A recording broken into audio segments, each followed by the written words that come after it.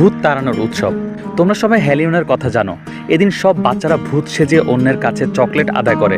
সব খারাপ আত্মা আর ভূত তাড়াতে কিন্তু এই উৎসব করা হয়। কিন্তু অনেকেই জানে না আমার গ্রামেও ভূত তাড়ানো উৎসব হয়, যাকে আঞ্চলিক ভাষায় ভোলা খেদানি বলে। এটা সিলেট বিভাগের অনেক গ্রাম অঞ্চলের শিশুদের অনেক প্রিয় একটা উৎসব। প্রতি বছর কার্তিক মাসের 30 তারিখ অর্থাৎ শেষের দিন ভূত তাড়ানোর এই উৎসব হয়। জেনে আসি বাচ্চারা কি বলে।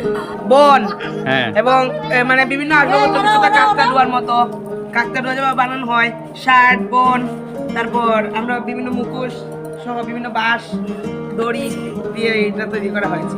এটা পোড়াইলে কি হয়?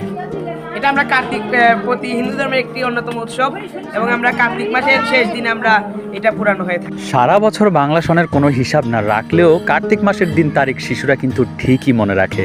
তাদের এই উৎসবের কথা মনে করিয়ে দিতে হয় না কখনো। এদিন সকাল থেকে শিশু কিশোররা খুব ব্যস্ত থাকে। খড়ের পুটলি বানানো সহ পাটকাঠি সংগ্রহ করে রাখা সহ আরও অনেক কাজ।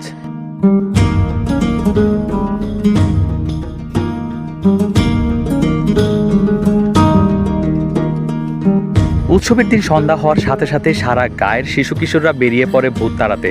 কেউ খড়ের পুটলিতে আগুন ধরিয়ে দেয়, আবার কেউ পাটখড়িতে আগুন দেয়। এরপর জ্বলন্ত আগুনের পুটলি পাটখড়ি দিয়ে দৌড়াতে থাকে, বাঁশের কঞ্চি দিয়ে জোরে শব্দ করতে থাকে। এভাবে তারা গায়ের এ মাথা থেকে ও মাথা দৌড়ায়। আর ছড়া কাঠে আগুন আইলো কার্তিক গেল, ভূতের মা দিয়েরে বসলো।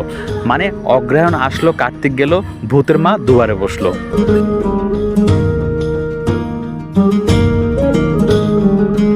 সুপ্রিয় দর্শক, ভিডিওটি ভালো লাগলে লাইক কমেন্ট শেয়ার দিতে ভুলবেন না। আর এমন ইন্টারেস্টিং ভিডিও পেতে পেজটিকে লাইক এবং ফলো দিয়ে সাথে থাকবেন।